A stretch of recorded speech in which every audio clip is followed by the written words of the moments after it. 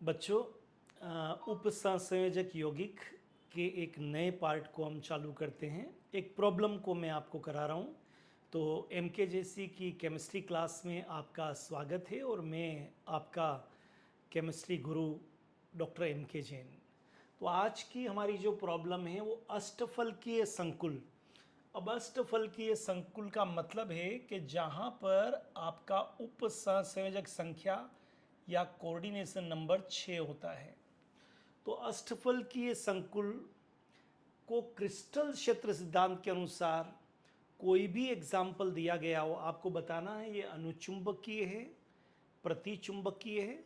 अनुचुंबकीय आप जानते हैं, जब अयुग्मित इलेक्ट्रॉन होते हैं तो उनको अनुचुंबकीय बोलते हैं। और जो अनुचुंबकीय होते हैं और जिनमें अयुग्मित इलेक्ट्रॉन होते हैं बच्चों, वो रंगीन होते हैं, क्योंकि अयुग्मित इलेक्ट्रॉन जंप कर सकते हैं एक जगह से दूसरी जगह पर, और इस संक्रमण के कारण वो रंग दे सकते हैं। इसलिए जो अनुचुंबकीय होते हैं वो रंगीन होते हैं। जहाँ पर युग्मित इलेक्ट्रॉन होंगे वो प्रतिचुंबकीय होंगे और रंगहीन होंगे, क्योंकि युग्मित इलेक्ट्रॉन जंप या कूद नहीं कर सकते हैं। तो देखते हैं, दो केस हम यहाँ पर ले रहे हैं। पहला केस है अष्टफलकीय संकुल है, जब उसके साथ लिगेंड प्रबल है, या तो एमीन या फिर साइनो ऐसा है। तो पहले केस को देखते हैं। प्रॉब्लम, समस्या क्या है, प्रश्न क्या है, पहले समझ में आ जाना चाहिए। मैं हमेशा कहता हूँ पहले प्रश्नों को समझिए, उत्तर अपने आप सही दे पाएंगे। तो प्रश्न ये है कि जो केंद्रीय धातु धनायन है उसमें D1, D2, D3 कोई भी कॉन्फ़िगरेशन विन्यास हो सकता है। 6 अगर उपसंयोजक संख्या है तो वो अष्टफलकीय संकुल है, और उस अष्टफलकीय संकुल को क्रिस्टल क्षेत्र सिद्धांत के अनुसार आपको समझाना है वो अनुचुंबकीय है या प्रतिचुंबकीय है। तो देखिए, ये आपको हमने प्रबल लिगेंड के बारे में बताया। जब लिगेंड प्रबल है तो आपको मालूम है विपाटन ज़्यादा होता है, ये Eg और ये T2G।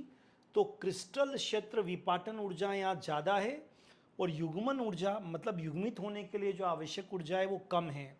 तो इस पहले केस के अंदर पहले युग्मन होगा और उसके बाद में इलेक्ट्रॉन यहाँ पर जाएंगे, उच्च ऊर्जा वाले में जाएंगे। तो हम देखते हैं, मान लो आपको कोई दिया हुआ है अष्टफलकीय संकुल जिसमें उपसंयोजक संख्या आपके 6 है, अष्टफलकीय संकुल है, प्रबल लिगेंड है, और जो केंद्रीय धातु धनायन है उसके अंदर एक इलेक्ट्रॉन है। पहला केस तो एक इलेक्ट्रॉन है, यहाँ पर आप एक भरेंगे क्योंकि पहले कम ऊर्जा वाले में जाएंगे, अयुग्मित है, इसलिए ये D1 वाला आपका मैं यहाँ केवल शॉर्ट में लिख रहा हूँ अनुचुंबकीय, और ये रंगीन होगा, इसलिए मैं यहाँ पर रंगीन लिख रहा हूँ। ठीक है, आपको बाकी के लिए भी लिखना है। अगर D2 होगा, ये डी विन्यास संभ्रंश, अभी सबकी ऊर्जा संभ्रंश मतलब जिनकी ऊर्जा समान है, बट दूसरा भी यहीं आएगा। तो ये भी आपके जो होगा ये अनुचुंबकीय होगा, मैं पुरानी लिख रहा हूं, और ये भी जो होगा वो आपके रंगीन होगा। अगर मान लीजिए वो D3 विन्यास है यहाँ पर, तो तीसरा भी यहीं जाएगा, लेकिन ये भी आपके अनुचुंबकीय होगा और ये भी आपके रंगीन होगा। मान लीजिए 4 है, लेकिन हमने कहा था यहाँ युग्मन ऊर्जा कम है, इसलिए अब ये चौथा इलेक्ट्रॉन यहाँ पर युग्मित हो जाएगा। अभी भी 2 अयुग्मित है, इसलिए ये 4 वाला भी अनुचुंबकीय ही होगा, रंगीन ही होगा। हाँ, चुंबकीय आघूर्ण जैसे एक होता है, तो आप हमारे चुंबकीय आघूर्ण वाले वीडियो को जरूर देखिए, तो आप आसानी से चुंबकीय आघूर्ण निकालना सीख जाएंगे। अगर एक अयुग्मित है तो 1.92 इसकी इकाई होती है बोहर मैग्नेटॉन, BM लिखिए।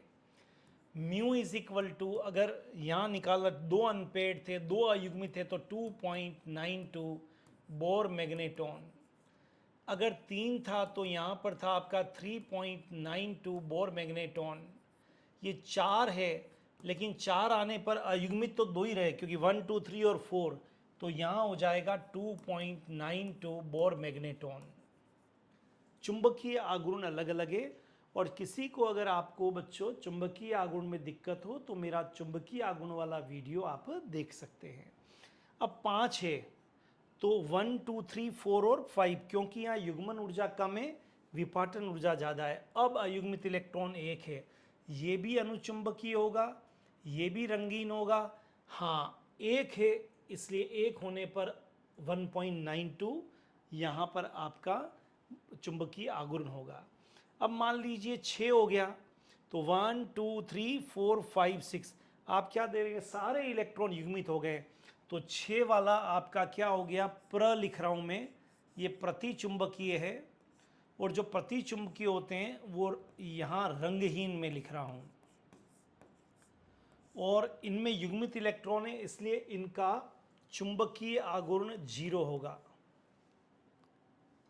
अब मैं 7 वाले की बात करूंगा, 1 2 3 4 5 6 7, ऐसा विन्यास होगा 1 2 3 4। अब ये तो भर चुके, तो 7वें इलेक्ट्रॉन को आपको यहाँ डालना पड़ेगा। वापिस ये 7 वाला आपका अनुचुंबकीय हो जाएगा, रंगीन हो जाएगा, और आपको नजर आ रहा है एक अयुग्मित इलेक्ट्रॉन है यहाँ पर, इसलिए 1.92 चुंबकीय आघूर्ण हो जाएगा। इसी तरह से अगर विन्यास 8 है तो 1 2 3 4 5 6 7 और 8 वापिस 2 अयुग्मित हैं, तो ये अनुचुंबकीय हो जाएगा, रंगीन हो जाएगा, और 2 अयुग्मित है इसलिए 2.92 बोर मैग्नेटॉन इसका चुंबकीय आघूर्ण हो जाएगा। अब मान लीजिए 9 हो गया, तो 1 2 3 4 5 6 7 8 और 9, अब भी ये अनुचुंबकीय और रंगीन होगा, लेकिन एक अयुग्मित इलेक्ट्रॉन है इसलिए 1.92 बोर मैग्नेटॉन होगा।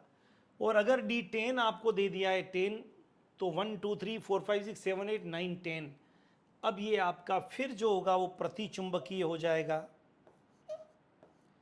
और प्रतिचुंबकीय तो रंगहीन होगा, और इसका चुंबकीय आघूर्ण 0 होगा। तो इस तरह से आप D1 से लगाकर D10 कोई भी विन्यास हो आप बता सकते हैं अनुचुंबकीय होगा या प्रतिचुंबकीय होगा। अनुचुंबकीय होगा तो रंगीन होगा, प्रतिचुंबकीय होगा तो रंगहीन होगा, और अगर एक अयुग्मित इलेक्ट्रॉन है तो 1.92 बोर मैग्नेटॉन चुंबकीय आघूर्ण, 2 है तो 2.92, तो ये अप्रोक्सीमेट है, लगभग, पर परीक्षा में इनको सही माना जाता है, आप ये लिख सकते हैं। ठीक है, अब हम देखते हैं जब आपको दुर्बल लिगेंड दिया है, वही केस है, बस फर्क ये है कि दुर्बल और दुर्बल लिगेंड दिया तो देखिए विपाटन कम हुआ है, तो इस बार युग्मन ऊर्जा ज़्यादा हो गई है युग्मित होने के लिए। तो यहाँ युग्मन नहीं होंगे, पहले यहाँ अयुग्मित रहेंगे, उसके बाद में युग्मित होंगे, क्योंकि केमिस्ट्री में, रसायन में वो काम पहले होता है या ज़्यादा प्रिफरेबल होता है या ज़्यादा आसानी से होता है जहाँ ऊर्जा कम होती है। तो युग्मन ऊर्जा यहाँ ज़्यादा है, इसलिए पहले युग्मित नहीं होंगे, पहले ये एकल रहेंगे, बाद में युग्मित होंगे। देखते हैं, अब हम करके देखते हैं, इस केस को हम देखते हैं, यहाँ पर बना के देखते हैं, वापस पहले की तरह ही है ना। मैं हटा देता हूँ इसको ताकि आप ये कर पाएँ।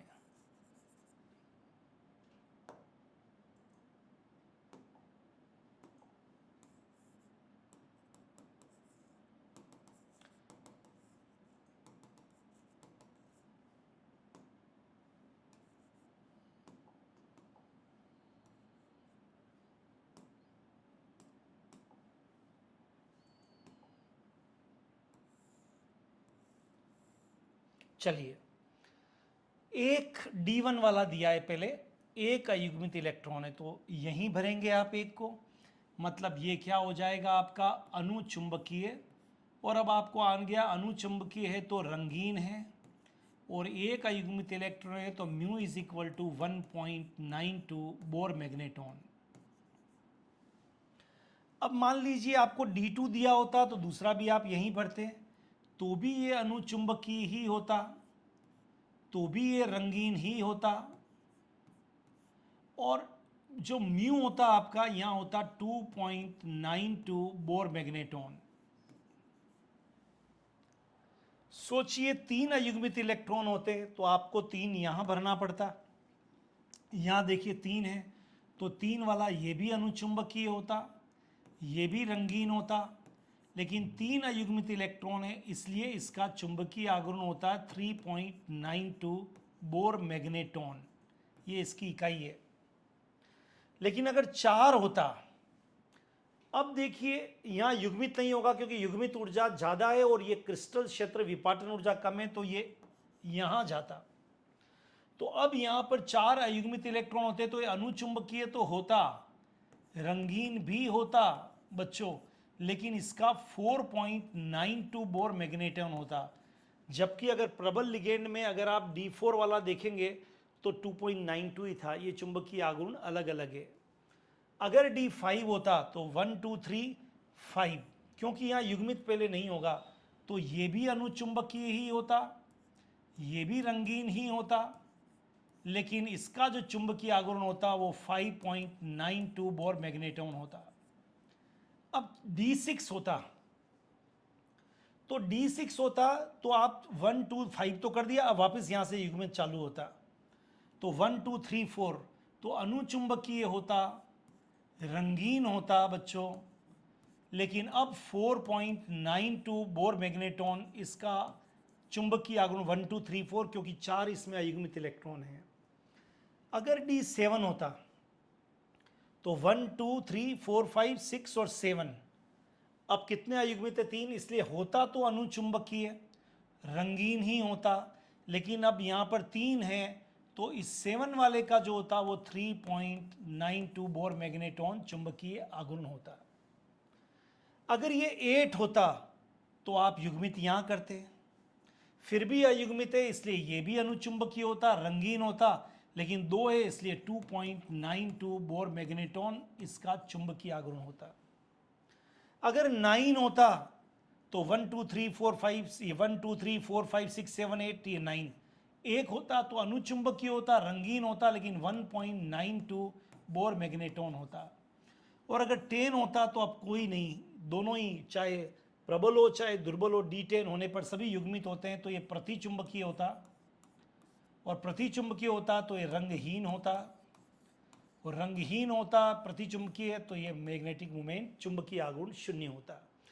तो अब आप अष्टफल की संकुल के लिए D1 से लगाकर D10 तक कुछ भी विन्यास हो, क्रिस्टल क्षेत्र सिद्धांत से आप उनके चुंबकीय गुण को रंगहीन है या रंगीन और चुंबकीय आघूर्ण को बता सकते हैं। आशा करता हूँ ये आपको समझ में आया होगा।